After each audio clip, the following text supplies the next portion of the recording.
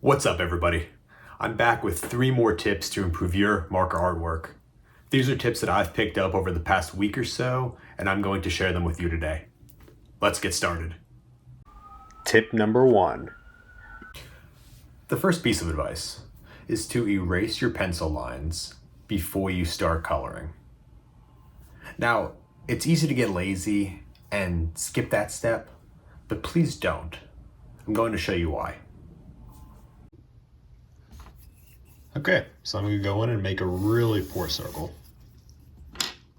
And then go in and decide, hey, I kind of want to ink it like that instead. Then since I have so much more to erase, I decide to do a pretty poor job. Make it really quick. Let's go over it a little bit.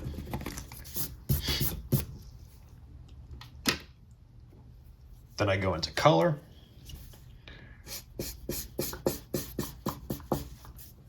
And you can see that the graphite shows through. You might think, oh, I could go back later and erase it. Let's try. It doesn't really come out. The marker ink actually traps in that graphite, almost making it permanent. So if this occurs multiple times throughout your drawing, it's really going to show. Tip number 2. The second piece of advice is to use colored pencils to capture the small details. Trust me on this, I was stubborn for the longest time. I would have the marker in front of me, and I thought to myself, I could get those details with this marker. And every time I would mess it up, and I would be disappointed with myself. Here I go with a red colored pencil to capture the blood details on Goku's face. If I would use a marker for this, a couple problems could arise. First, I wouldn't be able to capture the small curves in the blood that I want. And 2, there's a good chance it would pool into areas that weren't intended.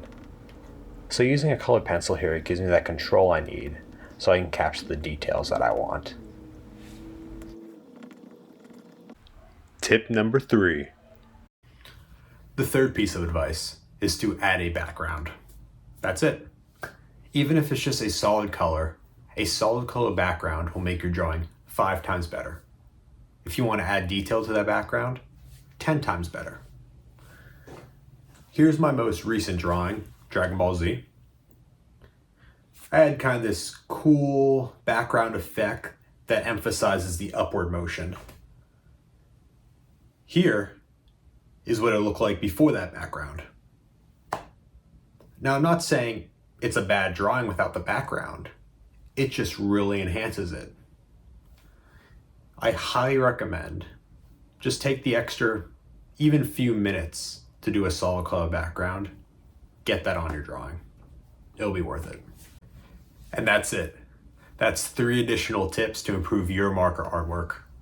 I'm going to keep sharing any information I come across with you guys, so stay tuned. And again, I am sorry for this poor quality. I'm traveling, so I'm using what I got. Anyway, if you like what you saw, like, subscribe, and I'll see you next time.